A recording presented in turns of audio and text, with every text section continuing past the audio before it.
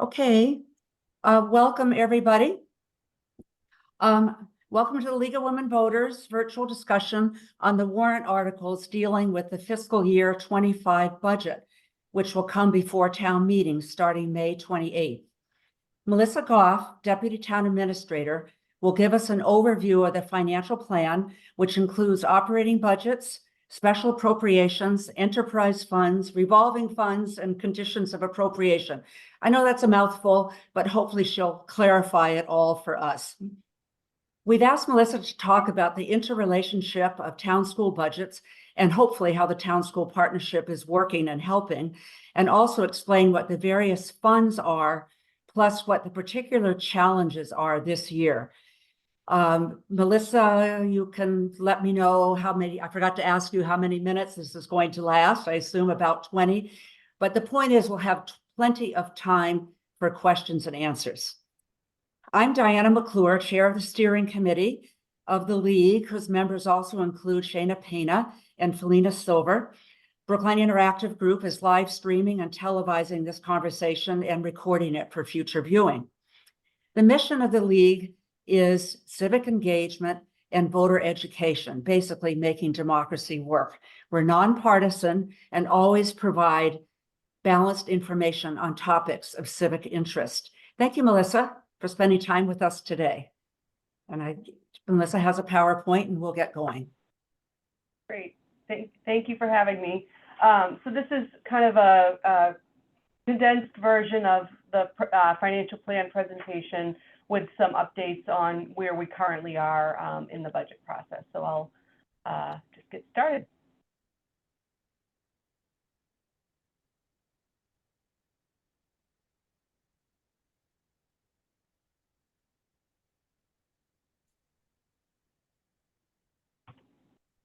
So we have our financial plan, our fiscal 25 financial plan, which is about $436.9 million, including the enterprise fund. So that's everything.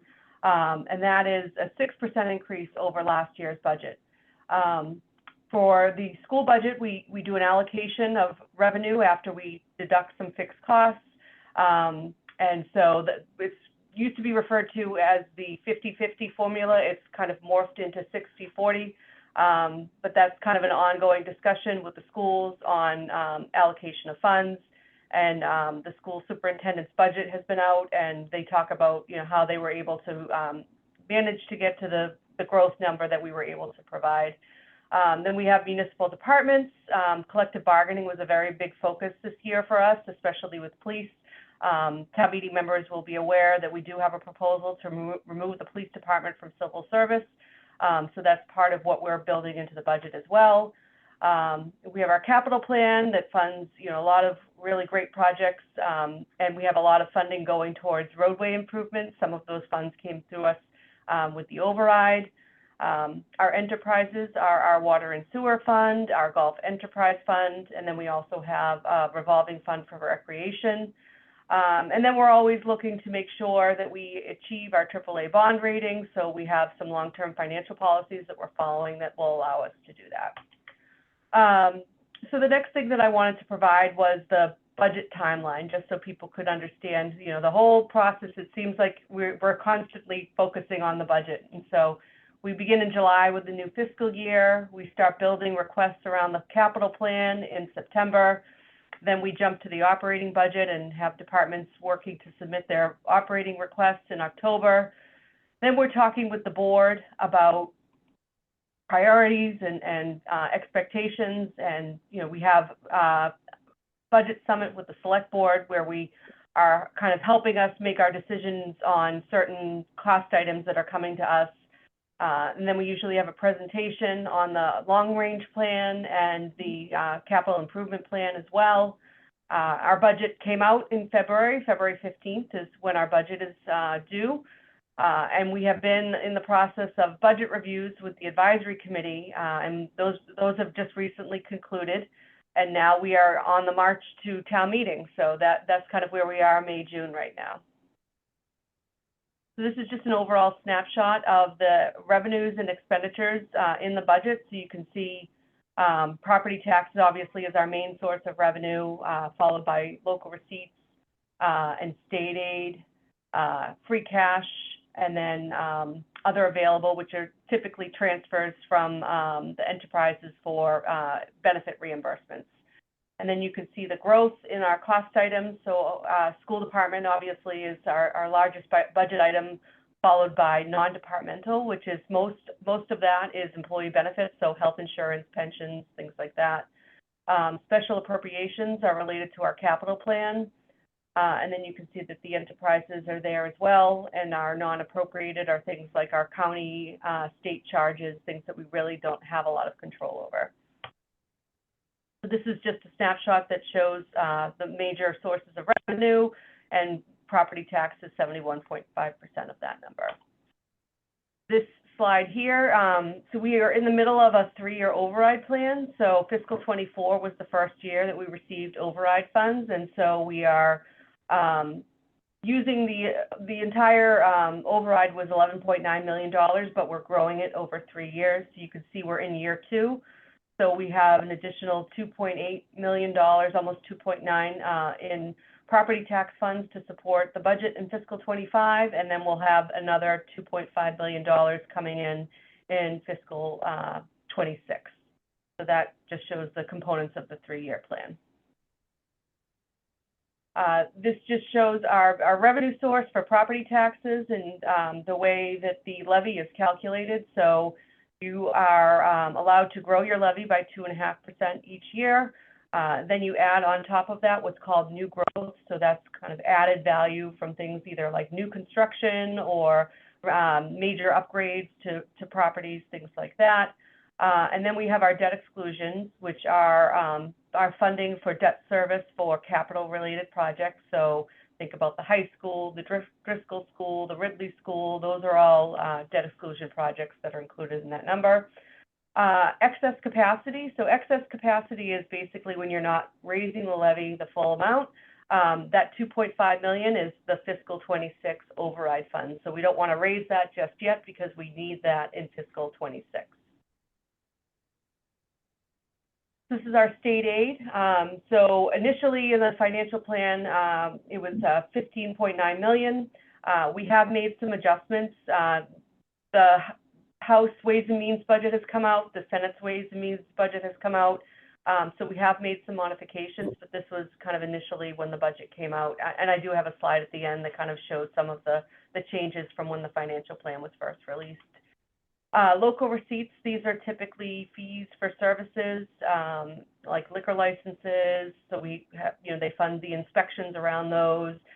We also get some taxes from hotel motels, meals. So those are things that are captured under local receipts. We did increase parking meters, the rates for parking meters. So that is part of the reason why we're seeing some growth in local receipts. And motor vehicle excise is another example of a local receipt. Free cash. So free cash, we always say it's not free and it's not cash. It is essentially your prior year surplus. And so it gets certified sometime in the fall by the Department of Revenue, and then we can use it. We typically use free cash for one-time purposes because it's considered one-time money. A surplus that might come from a department that had a vacancy and the vacancy is filled the following year. You can't count on that happening every year. So that's why we tend to use this money for one-time purposes because the cause of the surplus varies year to year.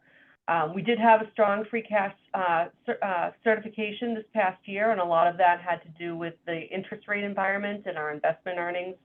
And so we had a series of recommendations following our fiscal policies for the use of free cash. And so the major component of our use of free cash is to support the capital improvement plan. Then we are making sure that we have sufficient fund balance. We hear a lot from the ratings agencies about the importance of having substantial reserves so that we can maintain our AAA bond rating. So that's an area of focus for us. We have an operating reserve, our reserve fund that's typically managed by the advisory committee. And so we have a policy that says a piece of that funding is coming from free cash. We have a policy around putting funds into the Affordable Housing Trust Fund. So that provides $2.1 million, which is great news for the trust. We're looking to provide additional funding for our pension schedule, knowing that we are trying to get to full funding by 2030. And so we're hoping some additional funds will help us keep on schedule. Every 2 years, our schedule for pensions gets reset. And so next year, we'll have a new schedule around that. Other post-employment benefits, which is typically healthcare for retirees. This is a really large unfunded liability for the town, so we are trying to pre-fund it by adding, free cash, and we also have a policy around adding $250,000 of operating funds to help support this large liability. We've also identified that we have a liability around vacation leave for employees who have been here for a very long time. And we have a warrant article looking to establish what's called an accrued time trust. And so using free cash to provide some starting funding for this trust fund. And I think it's warrant article 9 will tell you a little bit more about the accrued time trust. Then we have a fund for injured on duty leave, which is for police and fire. So looking to add an additional $600,000 to that account as well.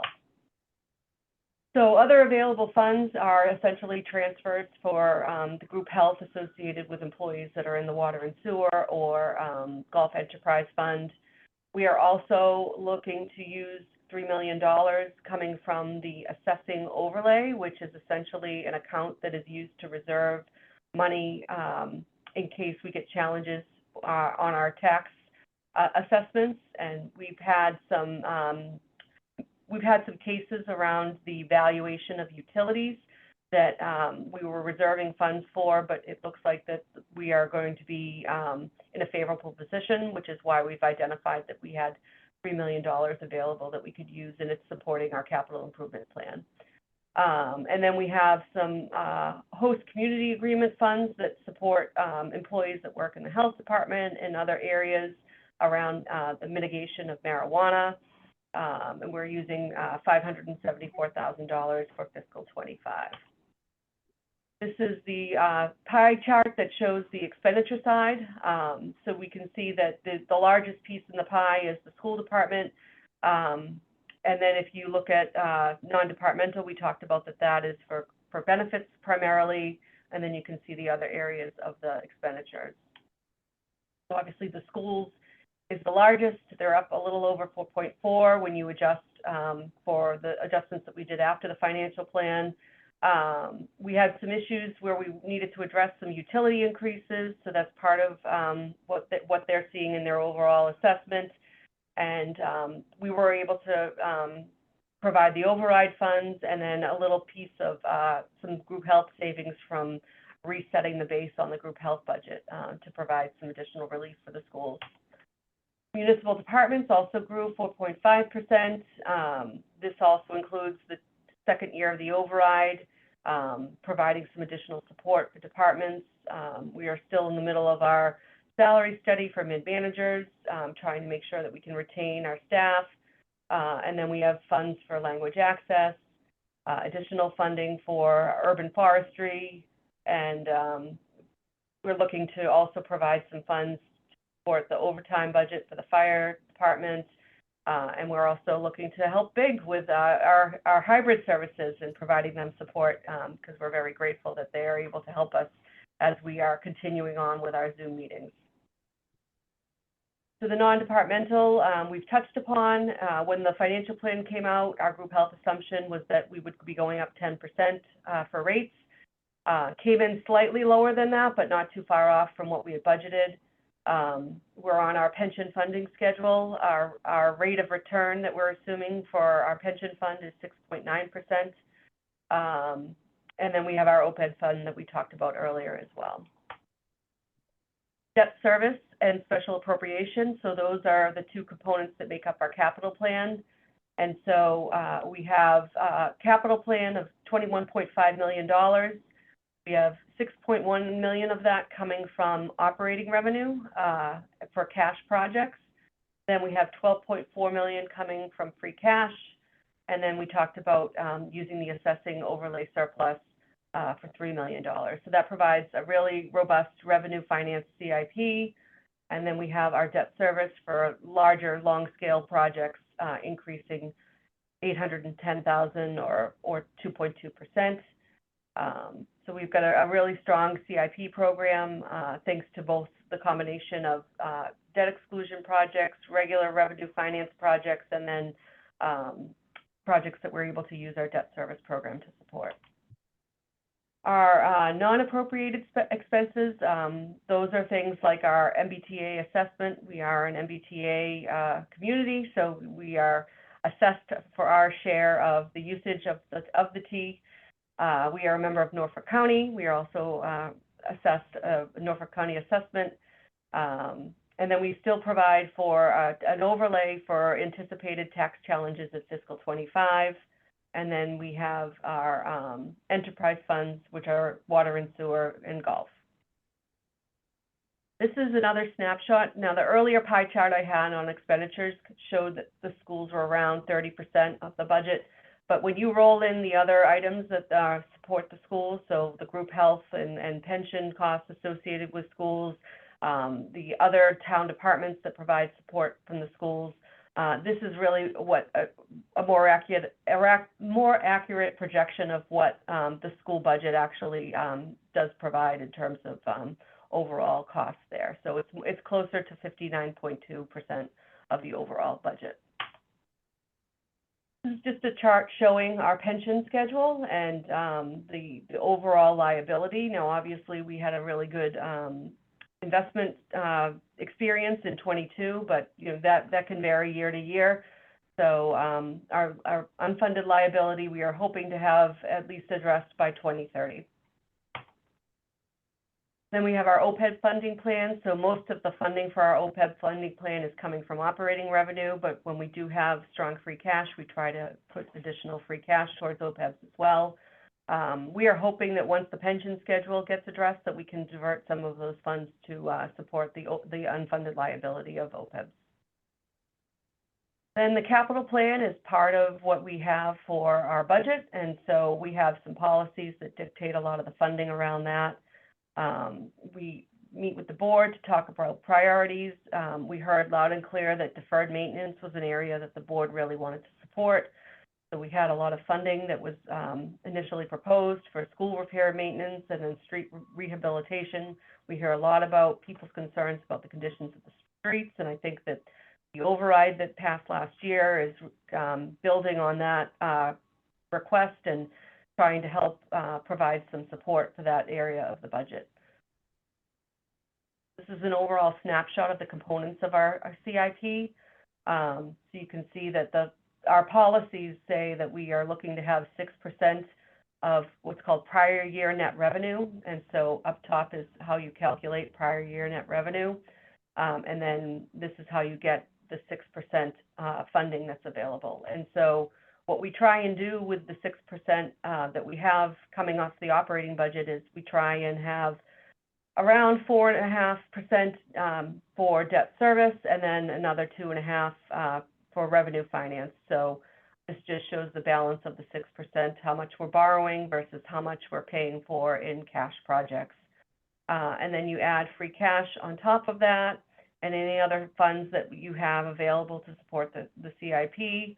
And then you add the debt exclusions on top of that. So overall, $58.3 million to support the CIP, which is a really strong amount that really helps us get a lot of really great work done.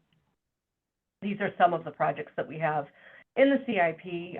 Some of these might be familiar to you. Some of these are ongoing investments that we make, like Lars Anderson Park. That's something that we've been doing a lot of work in over the years. We've got some really good work around street reconfiguration, the Washington Street Rehab and Complete Streets program. It's going to be a major project that we're getting state support on coming in the next few years. We've been doing a lot of design work in anticipation of being able to get a pretty sizable state match. So that's a really exciting project that's coming soon.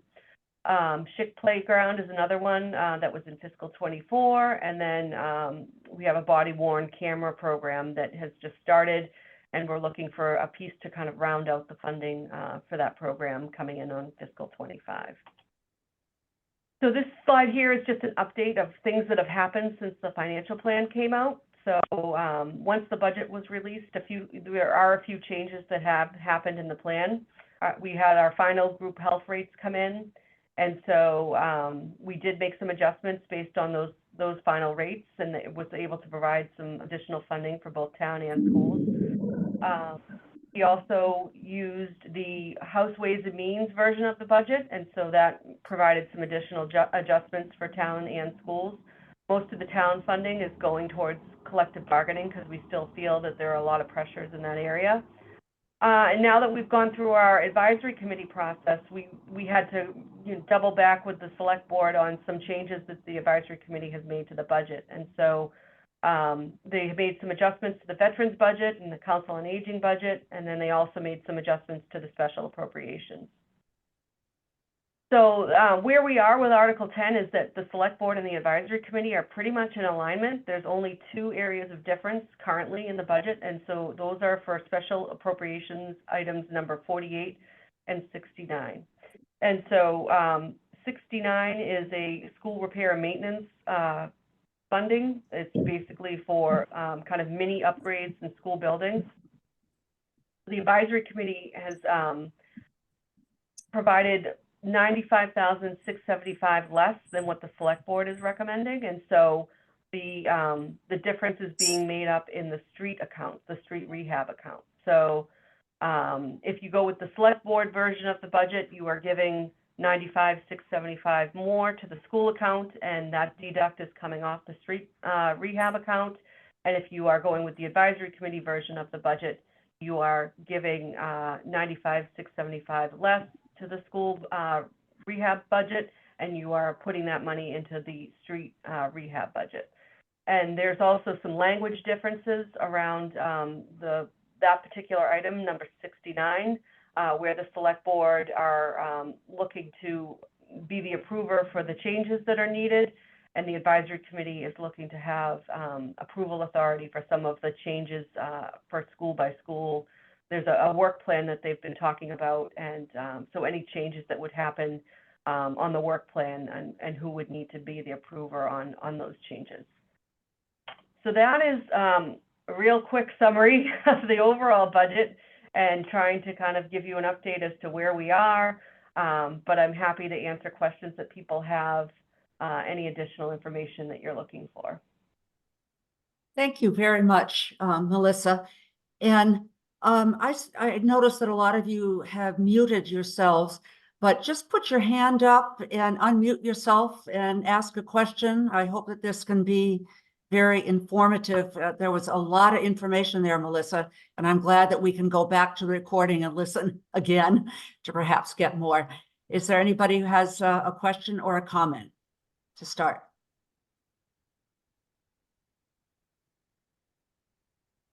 Nope. Nobody yet. Okay.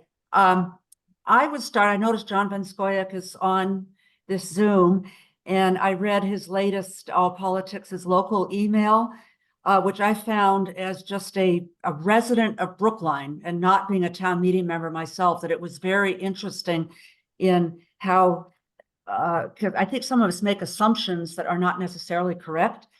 And he says that the fastest growing parts of the budget are not the town and school departments that deliver essential services, but rather it's workforce costs, the baked in pension and health coverage, and debt and interest payments. So I think, John, you could fill in on that more, but I'm just interested not only in what that means for this year, but what it might mean for the future, because these are fixed costs. And I'm not sure that the regular taxpayer quite understands that correlation between long range, consistent expenses and what we're voting on, particularly in 1 year. Well, Diana, thank you very much. Yeah,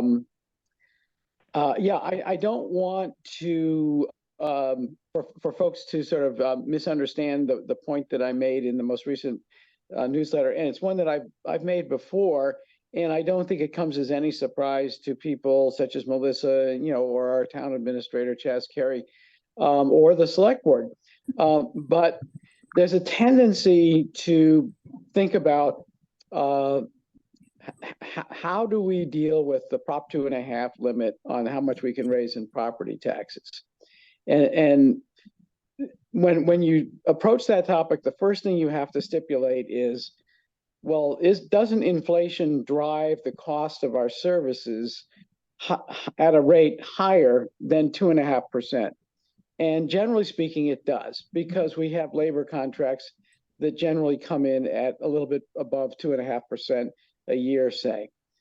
What that analysis tends to miss is that by putting the focus on the year-to-year inflation of the cost of the police department and the fire department and the school department, what that analysis tends to miss is that the bigger drivers of increases in costs in our local government are things such as pensions, and no disrespect at all to our retirees, but they are retirees. So that's not direct delivery of services today. That's filling in the gap that was left when we failed to fully fund the pensions of people who were delivering services to us years ago. So that's one. Group health for retirees is another. Same sort of situation. It's a cost driver, but it isn't it isn't from our current delivery of services, our current schools, police, fire, you get it. Then the other one is debt. So if we take on significant amounts of debt for projects, whether they be school projects or other projects, that's all necessary and it's all well and good, but it is an obligation that extends well into the future. And if it grows faster than, say, the normal inflation that you might be able to cover with your revenue increases, that can also impact your ability to balance your budget. So I highlight those particular aspects: debt, pensions, group health for retirees, OPEBs is another one, just so that people will understand there's a problem beyond just the inflation that comes with treating our existing rank and file employees well. And that's always going to be with us, and it's always going to put pressure on us to do more overrides in the future. Yeah. Thanks, John. Melissa, would you like to respond to what John said? Sure. I mean, I think that when we present our long-range financial forecast, we talk about these budget busters. I mean, our pension schedule is going up 7.85% annually. We had a group health increase, a rate increase of just under 10%. So these are challenges that we have where, a lot of the revenue that we are able to grow year to year is consumed by fixed costs. And so there's little to provide after that. And there's never, the demand for services is, constant. So that's really the challenge that we have, is to kind of give people realistic expectations of what we can do given the limited growth that we have. Yes. Yeah. Gary, do you want to unmute yourself and ask your question? Sure, but I see Charles Homer had a hand up before me, I Oh, think. I'm sorry. I didn't see it, Charles. Go ahead. Yeah, thanks so much. This is a much more granular question than John's comments, and I haven't been following it that closely. This relates to the police department budget. So my understanding from the budget is that, again, there've been quite a few on-field positions over the years, and that the budget resulted in a decrease then in the number of positions there. And I understand the police department itself was not pleased about that and felt that they were using those funds for other important issues. And so I just wondered where that stands and how that's being resolved. Thank you. Sure. So typically the way that we budget for positions is that we fully fund positions. And so if you have a vacancy and you don't fill it during the year, that salary savings is allowed to sit in the departmental budget. But given the collective bargaining agreement that we had with the police, we had to take that salary savings and use it to help fund the agreement, because otherwise we would have to make reductions in other areas of the budget. And so they've had some consistent salary savings over the years that has given them a lot of flexibility. And so now we're kind of in a belt tightening phase with them in order to roll out this agreement so that we can provide the, the additional costs for the higher salaries and allow the town to leave civil service, which we hope will be a benefit to the town. And I think our overall goal is to be able to get back to the place where we can fully fund vacancies. But for now, we need the salary savings in order to fund the agreement. Okay, thanks. And Gary? Thank you. So I, until last June, was the chair of social studies at the high school, and one of my responsibilities was hiring teachers. My question is about the timing of the budget. I noticed that often when I got authorization to post a position, other schools in other districts, not all of them, some hired later than we did, but many of them hired earlier. They posted earlier. And I wonder, I mean, the budget schedule, Melissa, that you laid out seems perfectly reasonable. But if our goal was to be able to hire teachers earlier, which I think would net better results in the market, how would we arrange our town and school budgets so that people at the sort of the middle manager level would get authorization earlier to go out and hire? Yeah, I think it's really about the certainty on where town meeting will be with the budget vote. And so I will say that there are communities that do have their town meetings a lot earlier. There are some people that are done in March, which is, definitely not the schedule that we currently have.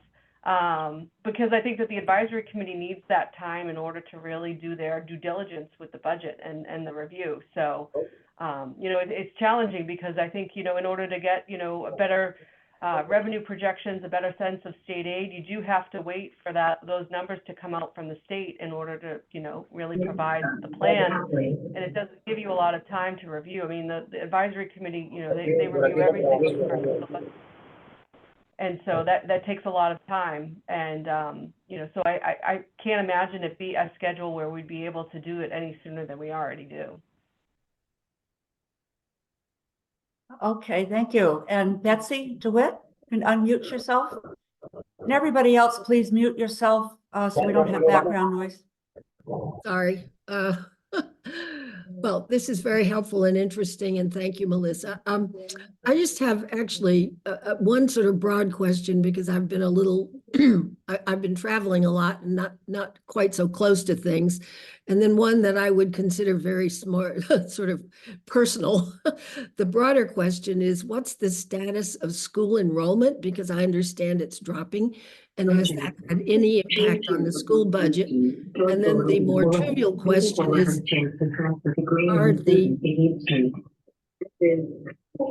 Somebody has background noise. If you can mute yourself. Did you hear me? I was just asking about the I overall lost a little trend in bit of school it, enrollment. Betsy. Can you hear me?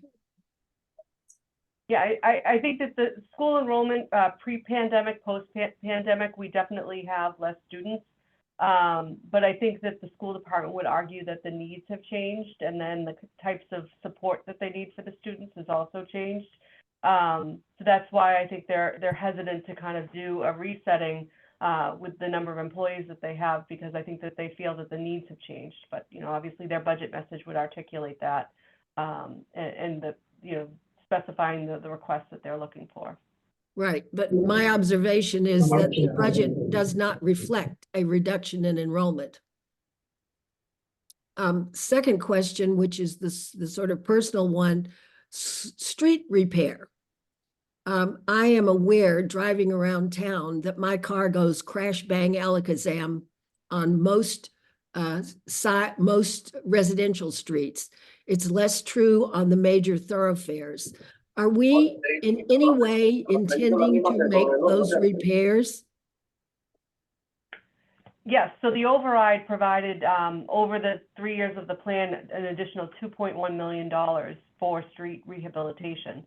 But in addition to that, we are adding some free cash to that equation. So typically, pre-override, we would have around $2 million that we would be able to spend on street rehab, plus what we get from the state. In fiscal 25, we're looking to put $6.7 million towards street rehabilitation. So that's a pretty substantial jump. And I think that, you know, the fiscal 24 override funds, you really haven't seen out in the street yet, because this spring is really when that infusion of funds is going to be shown up in all the contracts and all the work that we're going to be able to do. So Well, I'm hopefully very pleased to over hear the that next- because one of my observations has been that every time there's new construction, there seems to be an installation of some kind of utility that involves digging a hole. And the hole that gets dug is left with a very nasty, bumpy surface afterwards. And there are a lot of those bumpy surfaces. So I do hope that repair will begin this year. Thank you. Thanks a lot. Yep, and Oh, the select Good. board also is working on on kind of looking at the complete streets policy and trying to figure out if there's a way to escalate some of the work that we're doing. Good. Thank you. Ernie and Roberta, I think that you had your hand up too. I'm not sure, but Ernie, why don't you go first and then Roberta? Okay, thank you. I did not. Diana. Okay, sorry. Thank you, Diana. I was intrigued by Melissa's answer to Gary Schiffman regarding the place on the calendar of the budget of our annual meeting, and especially as it relates to the election. Right now, we have an election, and 3 weeks later, we have people, new town meeting members that have no idea what the budget is all about, and haven't had a chance to look at it and understand it. Whereas if we were to have our annual meeting more in March or something, then the citizens would be able to vote on how their town meeting members voted on the voted at annual meeting, not only on the budget, but on many of the other issues. And it could serve as a good monitor for people. I'm wondering, is there any possibility that we could have our annual meeting earlier, prior to the election? I don't know what the state rules are that govern that sort of thing. So a lot of our meeting schedule is set by bylaw, and so it's really about the opening and closing of the warrant and then how many days that is occurring. And so, you know, I think it really is about the review that's needed, especially with your advisory committee. I mean, they are the ones that are making the recommendations to town meeting. But there are also a lot of opportunities, even before the election, to get educated on the budget. The town administrator typically runs a Budget 101 forum, which is a high level kind of, if you're really trying to be like a first, your first pass at the budget, like that's a very higher level introduction to the budget. When we have our financial forecast, that's another kind of deeper level of the budget, a little bit more information there. And then if you really want the master class in the budget, going to any advisory committee meeting and seeing the way they dig into the budget, that gives you a very, very granular level of detail. So there's a lot of opportunities at different levels to learn a little bit more about the budget. And so hopefully people are trying to get that done before they get elected. So I would agree that the opportunities are there, but let's say I'm a citizen of the town. I am not a town meeting member. So if there's a possibility I'm not going to be elected, why should I spend all that time?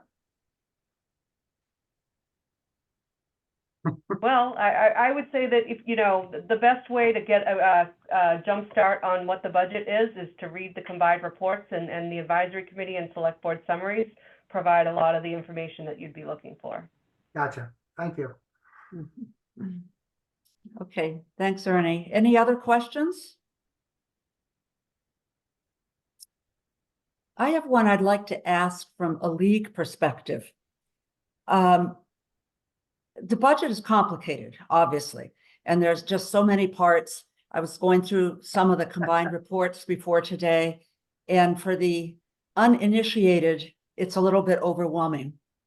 I was wondering what your advice, people who have been involved in town a long time, like John Van Scoya, think how the League of Women Voters could help in educating the ordinary person in Brookline.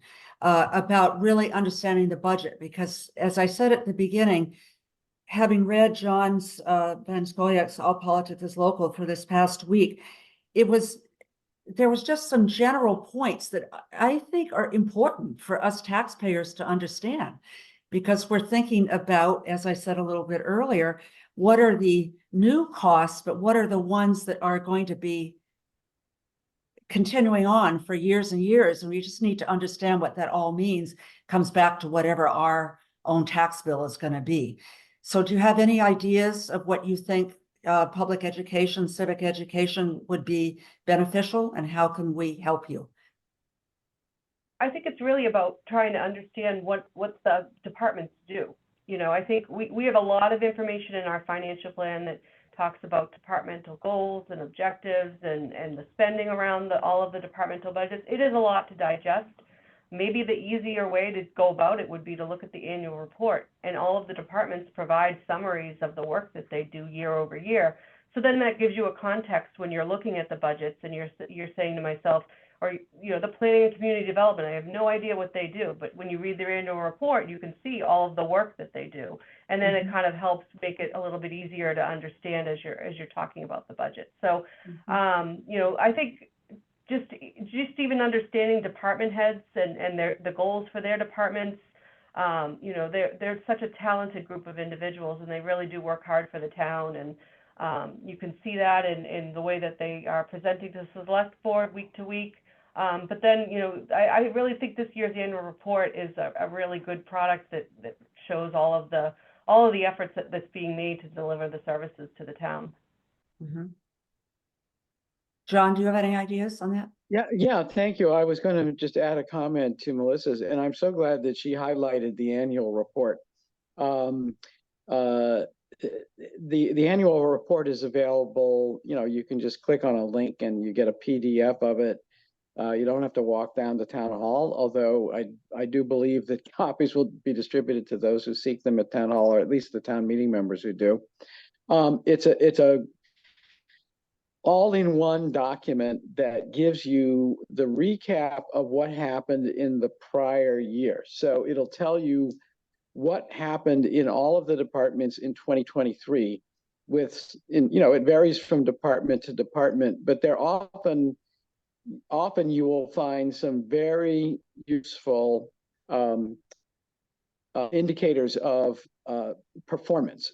You'll see reported, for example, in the police department section of the annual report, a lot of data on how many calls were there for services, how many crimes were there in various categories.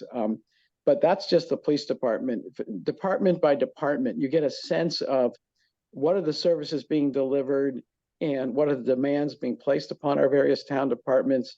And more than that, you get a sense of, are we making progress? If Betsy DeWitt mentioned the problem of streets.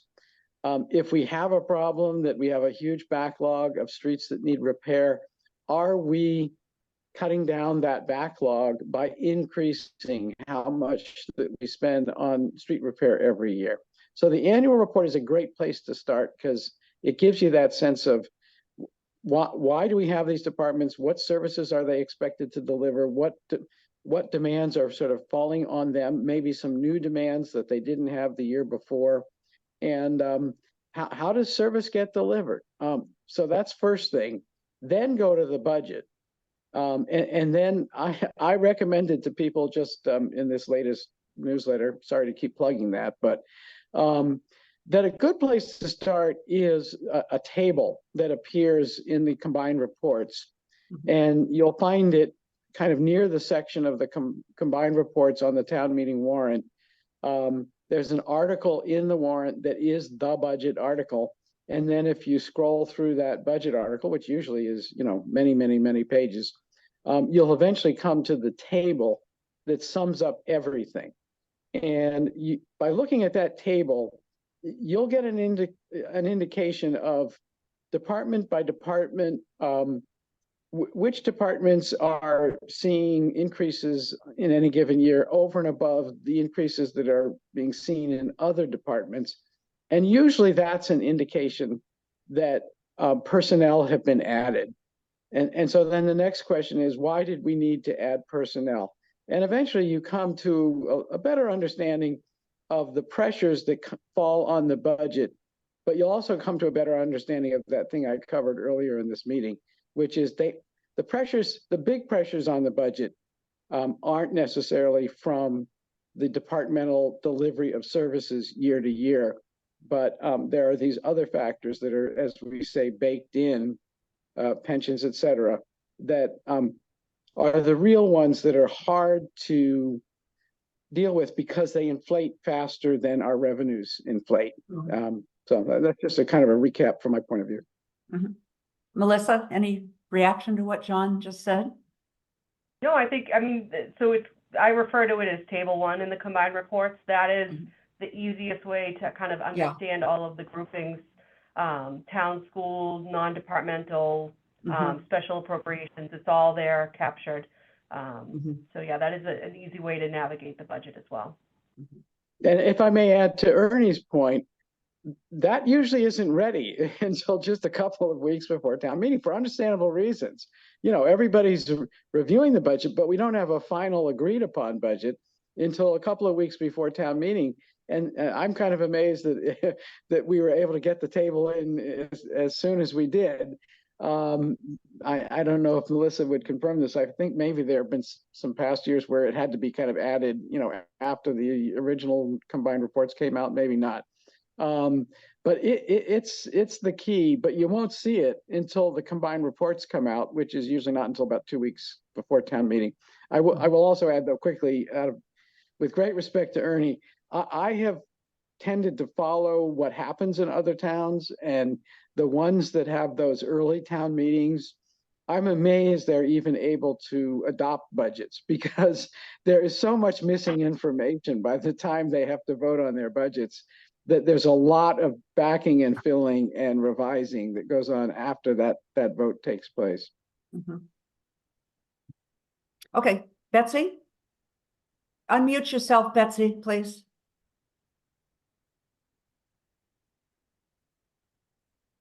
If I can just add a quickie footnote to what John said, and it's back to the street repair issue. Oftentimes things are under contract, outside contractors, and those things may take more time to arrange for a variety of reasons, including the availability of the contractors. So it may very well be that we put something in the budget for 1 year and the actual contracted services cannot be finalized for 9 months or some other lengthy period of time. And so it means that what you see in the budget and the comprehensive plan are correct and accurate, but not always reflective of the, let's call it, real-time activity. And maybe John would comment about that, but I do know that there is that time frame issue that comes up on a regular basis. I'll just confirm Betsy is absolutely correct. And people should also need to remember a budget is a budget. It isn't what actually happens. It's a, you know, sort of a projection of what we think will happen and we will be able to do in any given year. The other thing you will find repeatedly when you look at budgets year to year is the past year's actuals. And sometimes studying the actual spending gives you a clearer picture of what's actually happening than the budget. But I'll just point out that we, as Melissa was mentioning earlier, we had an extraordinary amount of what they call free cash. I think of free cash as unspent money from the last year's budget, you know, or the budget from 2 years ago. And if you think of it that way, and you realize that we had over $20 million of unspent monies from a budget from 2 years before, that tells you there's a lot that doesn't happen that is in a budget, but it doesn't happen. And the money ends up either in free cash or it's held over because there's a contract you're going to deliver on the following year. But yeah. I'm sorry to interrupt, John. I would like to ask a question that was entered in the chat. Michael Rubenstein asks, is there any reflection in the budget for the use of technology to streamline, improve, or make services more transparent? Melissa? Sure. So we do have, as one of our CIP items, $125,000 for technology infrastructure. So, IT is constantly trying to improve on our systems. One of the things that you will find that we're in the process of rolling out is a new system for the way that we post meetings and agendas and packets. We are essentially moving away from a system that has been slowly dying from lack of software upgrade support from the vendor. And we are kind of fully leaning into our website provider that kind of connects the dots for all of the things that we need to do around posting of agendas and meetings. And we're hoping that to have that be consistent and clear across departments will be an improvement. And then we also have new staff starting in the select board office next week, actually, that we're hoping will pick up on the work that Devin Fields had done for us and help kind of push process improvements across departments as well. So, it's always an ongoing effort. I think we're always trying to make sure, even just the introduction of our new budgeting software, OpenGov, that's only been around for about 3-4 years, trying to make sure that we're, trying to enhance our use of it year over year so that people can, get more out of what we do provide. So it's definitely a constant effort on our part. Very good. Are there any more questions or comments or input on what you would like to see us do with more public forums and information for the general public? Hi, Go for it. Diana. Hi, Diana. I put a question in the chat. I'm on my phone, so I'm not able to raise my hand. Let's see. And who is this speaking? This is Susan Park. Oh, Susan, I don't see it in the chat yet. Can you just ask the question yourself? We hear you. Unmute yourself. Okay. Can you hear me now? Yeah, fine. Okay, awesome. Yeah, so I know we have an audit committee in Brookline. So I'm wondering to what extent is this audit done across departments? And then also, is there an annual audit in the school's budget? So we get audited every year, and so they're essentially looking at our overall financials and kind of running tests in different areas of our financials. And then in terms of the school department is part of the overall audit. So they, when we do meet with the audit committee, there's a representative from the town. That's typically me. There's usually a representative from the schools. The deputy superintendent is typically that person. And, we meet with the audit committee, questions are raised, and then, that's typically how it goes. Thank you. Okay. Well, this has been a very interesting conversation. Thank you so much, Melissa and John, for educating us all and hopefully the public. And I'd like to thank Big once again for all the work they're doing on producing this and recording it, live streaming it. If you have any feedback or questions, please email us. The League's email is league@lwvbrookline.org. And we would, of course, be delighted to have any of today's participants become members of the Brookline League to help us continue our civic education programs. Just search for the League of Women Voters Brookline in Google or whatever, and you'll find our website and you can join through there. So thank you again for everybody's participation. Very informative, given us a lot of ideas, certainly given me a lot of ideas for what the League can do in the future. So thank you very much. Thanks, Bye-bye. Diana. Thank you Bye-bye. to everybody. Thanks, Diana. You're welcome. Thank you.